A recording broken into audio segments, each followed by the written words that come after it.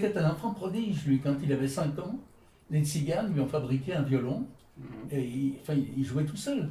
Et lorsqu'il a été au lycée de Bucarest, il était le chef de chœur de l'école, si vous voulez, à l'âge de 10 ans, je crois, 9 ans.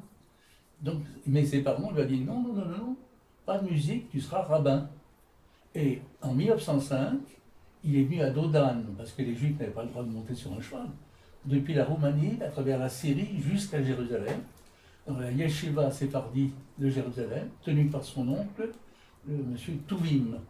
Il y est resté 1 an et demi, puis il est revenu en Roumanie, et puis il a intégré l'école rabbinique de Paris, rue Vauquelin. Il avait 15 ans alors, rappelons qu'il est né en 1890, C'est ça. si je ne me trompe pas, et pour rester en Roumanie. Oui. J'ai lu d'ailleurs qu'il n'y avait pas de famille juive, qu'il était quasiment dans ce village, il y avait très peu de familles juives. Oui, oui, absolument. Donc vous nous disiez, il est parti donc à 15 ans étudier donc dans une yeshiva à Jérusalem. Oui. Il est revenu 1 an plus tard. 1 an et demi plus tard. 1 an et demi plus tard. Et là, il est parti à Paris donc. À Paris, à l'âge de 18 ans. D'accord. Il a passé son bac et il est entré à l'école rabbinique. Il a passé son diplôme avec une mention de bien. C'était en quelle année, vous vous souvenez? Alors, le diplôme est daté de 1922, mais il a quitté pendant la guerre, parce qu'il était engagé volontaire à l'hôpital numéro 101 chez le chirurgien qui s'appelait Mauclair à l'époque. Et puis, donc, il y est resté 1 an et demi, du début de la guerre jusqu'à novembre 1915. D'accord. Puis ensuite, je ne sais pas ce qu'il est devenu, il est reparti en Roumanie. Ça n'a pas très bien accroché, je crois, avec le grand rabbin de Bucarest. Je ne sais pas qui était à l'origine de cette mésentente. Toujours est-il qu'il a tout plaqué et il a ouvert, en 1920, un journal socialiste jaurétien qui s'appelait Le Lutteur, Alors j'ai une photo que vous pourrez voir tout à l'heure, c'est amusant. Il y est resté un certain temps, et comme il était très entier, il n'a pas été accepté par le gouvernement, qui l'a rappelé à l'ordre. Il a écouté Al-Ghazi, tenez-vous tranquille. Il les a envoyés promener. Il a été convoqué une deuxième fois, je crois, 1 mois plus tard. On lui a proposé, a-t-il dit, 5 millions de francs or, ce qui était pas mal à l'époque, pour être plus souple, on va dire. Il les a envoyés promener. 1 mois plus tard, le journal était fermé. Et il est parti pour Vienne à ce moment-là, où il s'est mis à apprendre la musique. Et il était directeur d'un des théâtres juifs de Vienne. Alors, lui m'avait dit le théâtre juif de Vienne, et quelqu'un m'a dit, mais il y avait plusieurs théâtres juifs à Vienne. Alors, donc, il y a été pendant un bout de temps. C'était dans les années quoi? Dans les années 20... 22 par là, 22, 23 par là à peu près. Il a commencé à étudier avec Schoenberg, mais très très peu de temps, surtout Hans Heisler, qui était communiste, donc ça allait, je pense, il avait des idées communes probablement sur certaines choses à l'époque. Puis ensuite, ça allait mal là-bas, le théâtre juif a fermé, et il est venu à Paris. Il a demandé à Paul Dukas de travailler chez lui comme à tout faire, homme à tout faire, si vous voulez. En quelle année? Vous vous rappelez l'année où il est venu à Paris? 1924. D'accord. C'est ça, Dukas n'a pas accepté, parce que ce n'était pas très convenable, évidemment. Et il a connu Madame Alphen, Alice Fernand Alphen, qui était une femme extraordinaire, à qui moi je dois beaucoup de choses personnellement, parce qu'on était très mal logés à Paris à partir de 1945, il pleuvait dans l'appartement, il n'y avait pas de chauffage, enfin, c'était un désastre. Et elle a, à l'époque, acheté un appartement qu'elle a prêté à mes parents, jusqu'à la part de mon père, en 71. Donc on lui doit beaucoup de choses, c'était extraordinaire. Et puis elle l'a présenté à André Gédal, le conservatoire de Paris. Gédal, je l'ai pris dans sa classe au conservatoire de composition. Je ne suis pas sûr je crois que Millot était avec lui dans cette classe. Alors donc ça a été vraiment intéressant pour lui.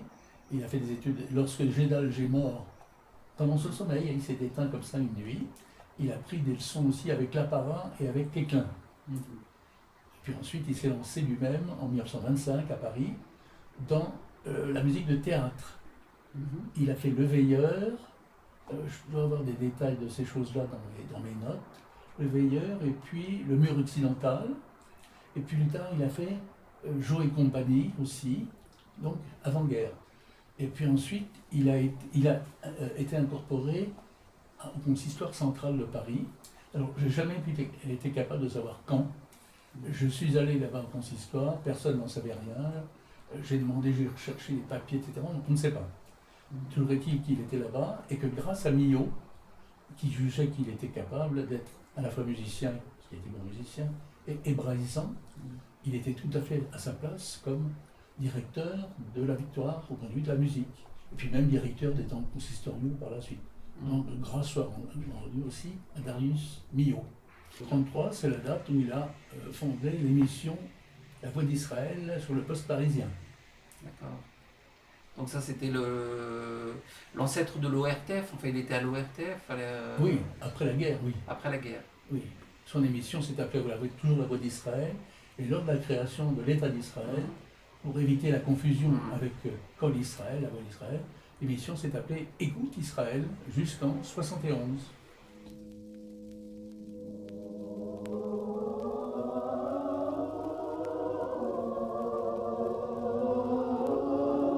Mesdames, Messieurs, l'émission hebdomadaire de la Voix d'Israël commence. Elle comprend aujourd'hui un entretien d'un simple fidèle avec Monsieur le rabbin William Rosenblum, président du Conseil des synagogues des États-Unis d'Amérique, et des chants religieux interprétés par Iris Bulbulian, soprano, Émile Kassman, basse, et l'ensemble vocal de la Voix d'Israël sous la direction de Léon Elgazi. À l'orgue, Marie-Louise Giraud.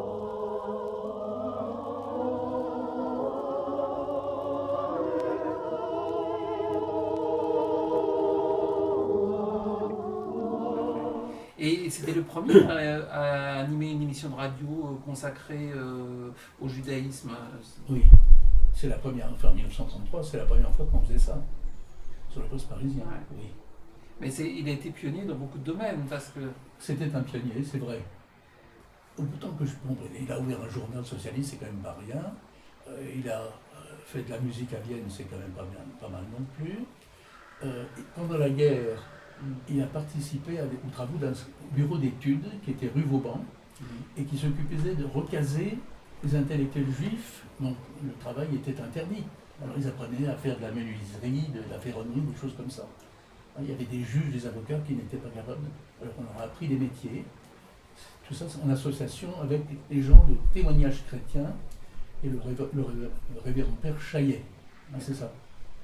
C'est grâce à Chaillet, je crois qu'on a pris contact avec des résistants qui nous ont fait passer la frontière suisse en 1945. Je reviens juste un petit peu avant, dans les années 32-33. Il lance aussi cette collection, la collection Mizmor. Mizmor avec Dick. Voilà, avec Vladimir Dick. Oui, qui a été déporté, oui. Malheureusement. Et à la Libération, par conséquent, il a repris la collection Salabert, que dirigeait Dick à l'époque. Qu'est-ce qu'il a fait encore à cette époque-là? Ah ben si, il a été, chargé de l'enseignement de la musique juive à la Scola Cantorum, sous la direction de Lejeune. De 1936, je ne sais plus quand, jusqu'à la guerre, je crois. C'est ça, Scola Cantorum. C'est ça qu'il a fait avant la guerre. Il avait été naturalisé français? Oui, naturalisé français. Ils sont devenus français sous Albert Lebrun, le président, en 1937. D'accord. Si vous voulez, la guerre, il se réfugie. On a été séparés quelque temps. Il est parti en direction de Bordeaux, je ne sais pas bien pourquoi. Ma mère, ma sœur et moi, on était à Fougères, en Bretagne. Bon, on s'est retrouvés, une fois la guerre terminée, à Paris. Et assez rapidement, comme c'était un notable, on est vu, je me rappelle, il y avait des problèmes. Et il est parti pour Lyon. Nous sommes restés 60 rue Claude Bernard à ce moment-là. C'était en quelle année? Ça, c'était en 1940, 41. Et je me rappelle qu'il y avait un officier allemand qui était venu à la maison, très très convenable. Je vois encore l'image, hein. Il était dans l'entrée, et puis il regardait dans le salon, à droite il y avait un piano Labrousse qu'on avait, puis le salon en question, et ma mère disait, ben non, on n'a pas de nouvelles, il est parti pour Bordeaux, depuis je ne sais pas où il est, ce qui n'était évidemment pas vrai. À l'époque, il n'emmenait pas les femmes et les enfants, donc on était tranquille, mais rapidement, nous l'avons rejoint en 41 à Lyon. On a eu de la chance. Oui. Parce que même au moment, je ne sais plus la date, où il a fallu mettre sur les cartes d'identité la mention juif, les gendarmes français étaient extraordinaires. C'est-à-dire qu'il y avait ici la carte d'identité, et alors ils faisaient ça. Ils tapaient à côté. Alors grâce à quoi on a pu circuler un peu partout sans se faire repérer, si vous voulez. D'accord. C'était quand même assez commode. Ouais, bah oui, j'imagine. Donc vous n'étiez pas contraint de porter l'étoile jaune et vous avez Non, pu. ça, mon père a toujours refusé qu'on la porte. Ah, ah. Bon, c'était peut-être pas très courageux, mais ça nous a sauvé la vie. Ah oui. Non, mais c'est certain, si vous voulez. Il y a des choses comme ça, il a eu une bonne intuition. Donc, Et à Lyon, il vivait de quoi? Qu'est-ce qu'il faisait à Lyon? à Lyon, ici, il y avait le bureau d'études qui était subventionné par Madame Alphen, justement, et par des Rothschild, enfin par des gens un petit peu huppés comme ça, qui permettaient de faire fonctionner la maison. Je crois que c'est comme ça qu'il vivait. D'accord. Parce que je ne vois pas très bien ce qu'il faisait à Lyon, j'avoue que je ne m'en rappelle pas. Et vous êtes resté à Lyon jusqu'en quelle année? Nous avons quitté Lyon, que je ne dis pas de bêtises, en 1943. La date exactement, c'est difficile de le dire. On est parti pour Alvar-les-Bains, parce que là, on était recherché, il n'était plus question, il était recherché personnellement, donc il fallait s'en aller. On est parti donc. Comment vous l'avez su qu'il était recherché personnellement? Alors, on l'a su dès le départ, puisque ce monsieur, l'allemand, l'officier allemand, était venu le chercher nominalement. Tous les gens, les notables de la Victoire, ont été embarqués. Et lui, on m'avait raconté qu'on avait enfermé dans la Ronacole et Châtelet là on conservait les rouleaux de la Torah. Les rouleaux de la Torah. Ils avaient enfermé pendant plus de 24 heures tous les notables pour les obliger à faire leurs besoins là-dedans, pour les humilier. Et puis humilier, c'est ça, il m'avait raconté ça. Donc il était recherché. On a eu beaucoup de chance parce que nous avions des amis suisses qui s'appelaient Norman, Bluet Norman et Jean Norman, à qui nous vous devons la vie aussi, parce que lorsque nous avons passé la frontière dans des conditions un peu extraordinaires, très extraordinaires, ils ont déposé une caution, ce qui fait qu'on n'a pas été refoulé. Parce que si on avait été refoulé, c'était Drancy, c'était Auschwitz, c'était garanti sur facture, on va dire. Et vous dites dans des conditions assez extraordinaires que vous avez passé la frontière, alors racontez-nous. Justement, grâce à témoignage chrétien, on a pris contact, ils ont pris contact, mes parents, mon père, avec des passeurs. Et je me rappelle encore très bien, c'était au mois d'août, le 9 août 1943, il faisait une chaleur épouvantable. Ma mère m'avait mis 3 chemises, 2 pullovers, une grosse veste, et dans l'autobus, je me rappelle encore, je la regarde, j'avais envie de lui dire, mais il fait chaud. Et j'ai vu dans ses yeux qu'il ne fallait rien dire du tout. Et on est parti, on a tout laissé dans un hôtel, on est passé à la frontière avec rien, c'était assez extraordinaire. Donc on arrive à la frontière, grâce à une petite passeuse, qui est une femme prodigieuse. À l'époque, elle avait 16 ans. Elle s'appelle Rolande Birgy. C'est une juste parmi les nations. Alors donc, on s'est promené le long de la frontière. À un moment donné, elle a soulevé les fils de fer barbelés. Et on est passé tous, mon père, ma mère, ma petite sœur et moi, sous les barbelés. Et un soldat italien qui nous avait repérés nous a tiré dessus. Mon père nous a dit à plat ventre. Alors, moi je me rappelle, j'entendais des balles passer au-dessus. Et je ne sais pas ce qui s'est passé. Ma petite sœur a échappé au bras de ma mère. Et elle a filé vers les barbelés. Le soldat italien l'a attrapé à bras-le-corps. Ma mère a bondi aussi, elle le tenait. Et à ce moment-là est apparu un type torse nu, bronzé, en train de labourer son champ, qui s'est mis à injurier. Enfin, il est né, un homme nu, quoi, qui est bien comme ça, qui a engueulé le soldat. Salaud, il a traîné dans la boue et le soldat l'a lâché. A lâché la petite sœur. On a pu rentrer en Suisse. Ensuite, on était sauvés, c'était extraordinaire. Les douaniers suisses nous ont donné à manger, je me rappelle, une poire et un peu de café au lait fait pour moi. On était très bien accueillis. Et le type en question torse nu est venu habillé, il était douanier. Lui aussi, vous voyez. Mais un douanier italien alors? Non, gamin suisse. On était en territoire suisse. Mais alors, c'était le no man's land. C'était entre la Suisse et l'Italie, vous êtes passé par l'Italie pour aller en Suisse? On était de France et la Suisse. Ah oui, parce que du côté d'Almas. D'accord, oui, c'était sous la... Comment ça se fait qu'il y avait un soldat italien? C'était sous la... C'était encore... Mussolini n'avait pas lâché prise. D'accord. Un mois après, c'était les Allemands qui gardaient la frontière. On a dormi sur la paille, dans une espèce de camp. Pour nous, c'était très amusant, les enfants. On a attrapé l'impétigo. Et grâce aux Normands, nos amis, au bout de 2 mois, on a été dans un petit village près de Fribourg, Givisier, qui était une pension de famille tenue par des franciscaines, qui étaient des femmes tout à fait extraordinaires. Et bon, moi j'ai passé 1 an et demi là-bas, c'est ça pratiquement, en allant à l'école. Mon père tenait l'harmonium là-bas dans dans l'église dans la chapelle, dans la chapelle. la chapelle de ces franciscaines. Et votre père, est-ce que c'est sans doute de là ou même d'avant déjà, il a toujours été très actif dans l'amitié judéo-chrétienne, je crois. Alors, avant-guerre, je ne saurais pas vous le dire, mais je sais qu'à la Libération, c'était Edmond Flegg qui avait pris le flambeau. Et mon père était un des vice-présidents de l'amitié judéo-chrétienne. Flegg était un grand germaniste, mais un modeste hébraïsant. Alors, mon père l'a aidé beaucoup. Et j'ai dans ce bouquin de photos le facsimilé d'un morceau de traduction de la Bible, le Bereshit, Bera. Alors, Bereshit, mon père me disait, c'est pas du tout au commencement. Bereshit, c'est en premier. Maintenant, ça serait Barishona. Enfin voilà, des choses comme ça. Donc, il a travaillé beaucoup avec Flegg. Il a aidé à faire son encyclopédie. Enfin, ils étaient très amis. Et moi-même, j'ai vécu les derniers jours d'Edmond Flegg. Je prenais la garde, si vous voulez, parce qu'il était en train de descendre. Et j'étais là-bas la nuit, pied aux fleurs, pour reveiller au grain, si vous voulez. Puis il est décédé. C'était des grands amis de mes parents. Ma mère aussi en particulier. Enfin, alors vous êtes resté en Suisse jusqu'à la fin de la guerre, je suppose? Oui, alors mon père est parti un peu tôt, avant comment dire, les Allemands ont repris un peu de vigueur et ont fait la bataille des Ardennes, je ne sais pas très bien. Il était déjà à Paris. Et puis, nous sommes venus quand ça a été fini complètement.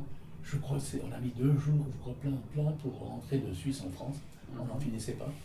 Mais on était contents quand même d'arriver dans le 16e arrondissement, dans un petit appartement de 2 pièces, prêté encore par Madame Fernand Alphen. Vous voyez, c'est vraiment quelque chose d'extraordinaire que cette femme. Ouais. Alors, moi, je voudrais revenir juste sur son... Parce qu'il a une double carrière, mais il a plus que ça, à la fois donc en tant que rabbin. Double carrière, exactement. Ouais. En tant que rabbin, en tant qu'homme de foi et en tant que musicien, qu'il a combiné en dirigeant les chœurs. Sa famille ne voulait pas qu'il soit musicien, il l'a été quand même. Elle voulait qu'il soit rabbin, il l'a été quand même. Mais... Alors moi j'ai fait le contraire. Lui il a tiré son épingle du jeu dans les 2 côtés, et moi j'ai loupé mon épingle du jeu dans les 2 côtés. Heureusement j'étais médecin. Et je ne le regrette pas, c'est un métier merveilleux. Et donc, il a continué à composer ou pas après, parce que pendant la guerre, je ne me rappelle pas. Mais après-guerre, par exemple, vous nous avez montré tout à l'heure son opéra Athalie, oui, pour lequel il a composé la musique, et vous nous avez dit, je crois même que ça a été plus joué. Oui, oh oui, c'est amusant. Alors c'est grave, il faut dire les choses comme elles sont. Nous étions amis avec Vera Coren, qui était une sociétaire de la Comédie Française, et sur la fin de la carrière de Coren, elle a demandé à mon père de faire la musique d'Athalie, ce qui était un peu révolutionnaire quand même, il faut dire les choses comme elles sont. Et cette musique d'Athalie, qui était très belle d'ailleurs, je l'avais enregistrée secrètement sur un petit enregistreur à bande, là, comme ça, mais je pense que c'est devenu. En plus, c'était très mauvais. Mais il faut le savoir, les parties d'orchestre sont toujours à la Comédie Française. J'avais demandé à la SACEM ou à la SACD s'ils avaient ça, ils n'étaient pas au courant du tout. Et j'ai fini par savoir que c'est, si on le veut vraiment, c'est dans les caisses de la Comédie Française, rue du Palais Royal. Et donc ça a été joué assez longtemps, je ne sais pas, il y a 50 ou 60 représentations, alors que ce malheureux Lully n'avait que 11 présentations, je crois. Et en quelle année c'était C'était en 56. J'ai longtemps cru que c'était après, pas du tout. 56. Je l'ai retrouvé dans mes notes. Là. Vous savez, mon père était un type, un créateur, un homme qui entretenait des relations fructueuses avec des tas de gens. Et il y avait une correspondance avec André Neher, si vous voulez. Alors je connaissais là une secrétaire d'André Neher qui m'a demandé du courrier. Mon père jetait tout. Il jetait. Il reste rien pratiquement de tout ce qu'il a pu recevoir de la terre entière, des gens tout à fait extraordinaires, si vous voulez. Non. Mon père, c'est un type qui ne pensait qu'à son idéal. Il recevait une facture de téléphone, il la mettait dans le tiroir et il payait bien sûr 10% après. Ça n'intéressait pas. Il vivait dans ses idées. Il se battait pour les autres, mon père. Il a été président du syndicat des maîtres de chapelle au niveau ministériel. C'est quand même pas important. Et il s'est bagarré bec et ongle pour les chanteurs, pour les chefs d'orchestre, etc. Pour lui, non. Il ne se battait pas. Au contraire, il engueulait les gens gravement. Il s'est brouillé avec la terre entière, y compris Madame Alphen d'ailleurs. Ah bon? Ah oui, au moment de l'affaire Finali, ils ont eu un désaccord sur la manière de travailler. Je ne sais plus très bien ce que mon père voulait, ce qu'elle voulait elle. ils ont été brouillés pendant plusieurs années. L'affaire Finali, je ne me rappelle plus exactement. Alors, c'était des enfants juifs qui avaient été cachés chez des catholiques, convertis, et puis la famille d'Israël est venue les récupérer. Et on les a recachés pendant des mois et des mois, jusqu'en Espagne. Enfin, donc c'était dans la presse, on en parlait beaucoup à l'époque. Et je ne sais plus sur quoi portait le désaccord entre Mme Alfred et mon père. Et mon père n'a pas hésité à se fâcher avec cet ami à qui nous devions tous, en plus, ça. Puis ça s'est arrangé. Et donc il jetait tout, mais ses œuvres, ses manuscrits musicaux, il les a pas achetés quand même. Je sais pas. Il était capable de jeter des choses, vous savez. Mais est-ce qu'il a été... Il les laissait traîner et c'était perdu. Il a été imprimé, je veux dire, on connaît ses œuvres dans la collection Mise-Mort qu'il a dirigée. Il y a donc Athalie, apparemment, qui a été déposée à... Le service sacré qui a été joué au Temple Emmanuel, qui a été édité aussi. Et à part ça? Mais à part ça, il a sans doute écrit pas mal de choses, au fur et à mesure, si vous voulez. Pour son émission musicale, il faisait des arrangements sur des thèmes. Je le voyais travailler. Et est-ce qu'il a conservé, vous avez accès à toutes ces émissions qu'il a enregistrées Alors, ça doit être conservé à l'INA, ça, je pense. Oui, alors je pense que ça existe. Je sais qu'à un moment donné, j'avais entendu à 6h du matin une émission où il y avait de la musique aussi sur Écho de la Bible, de la musique que je ne connaissais pas. Alors j'ai demandé à acheter le document, ils me l'ont envoyé très gentiment comme ça. Donc ça existe, si vous voulez. On peut avoir accès. C'était un très mauvais gestionnaire de lui-même, si vous voulez. Tout à fait. Il était altruiste. Il était complètement altruiste de manière tout à fait étonnante, c'est ça. Il a été à l'origine du colloque des intellectuels juifs. Avec Armand Kaplan, c'est lui qui a créé ça. Personne ne le sait pratiquement, si vous voulez. Et on n'en parle pratiquement pas. Et ensuite, il a été un peu écrasé. C'est passé dans d'autres mains, effectivement. Alors ça leur a intéressé de continuer. Bon, le congrès de musique juive, ça, vous savez, c'est qui? C'était en quelle année ça? En 1952, je crois? Je crois que c'est 52, exactement, oui. J'ai d'ailleurs une photographie que vous pourrez voir. Il est au piano rue Claude Bernard, et sur le mur, il y a une affiche où on peut lire l'intitulé de ce festival avec Shalom Berlinski. Enfin, c'est amusant de voir ça. Et c'est lui qui avait donc lancé le congrès en 1952, ce congrès des comment ça s'appelait, international de musique juive, oui. Il était le seul organisateur. Ah oui, c'est lui qui a mis ça sur pied, avec une secrétaire. Et vous avez des souvenirs de ce congrès? Vous y étiez allé ou pas? Qu'est-ce qui s'est passé?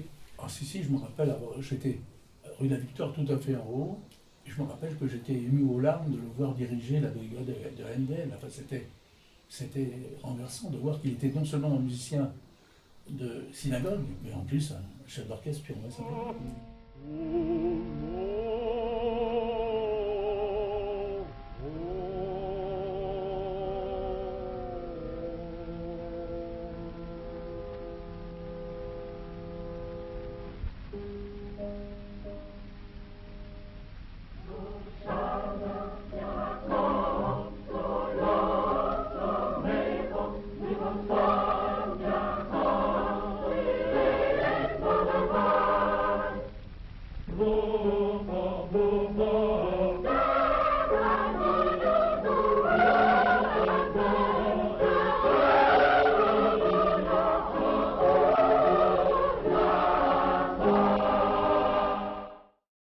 Je ne suis pas pieux du tout, et les fêtes, nous les passions tout à fait au niveau de l'ordre de la rue de la Victoire.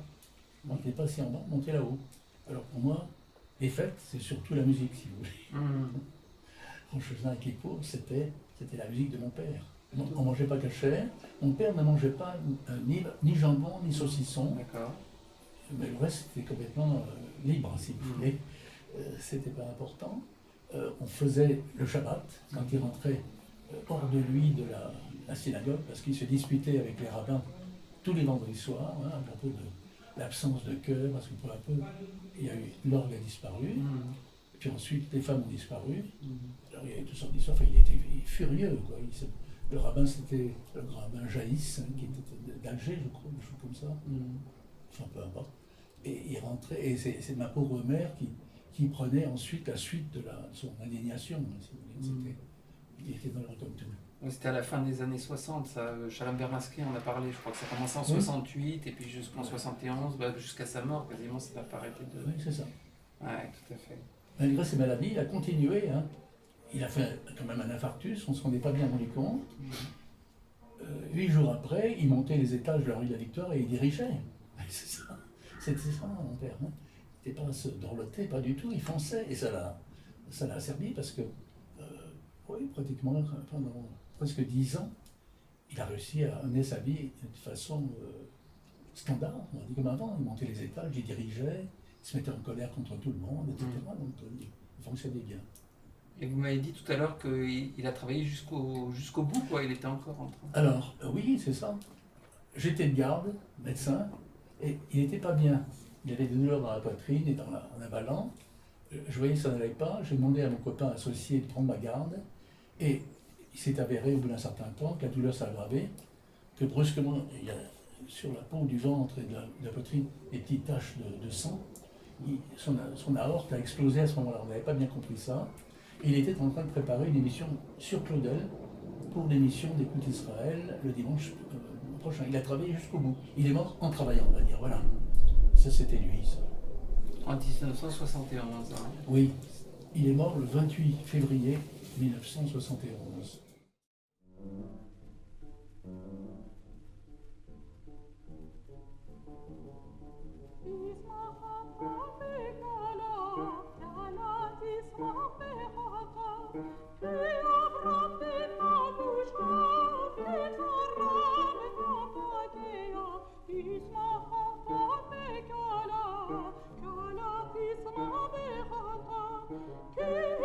Ki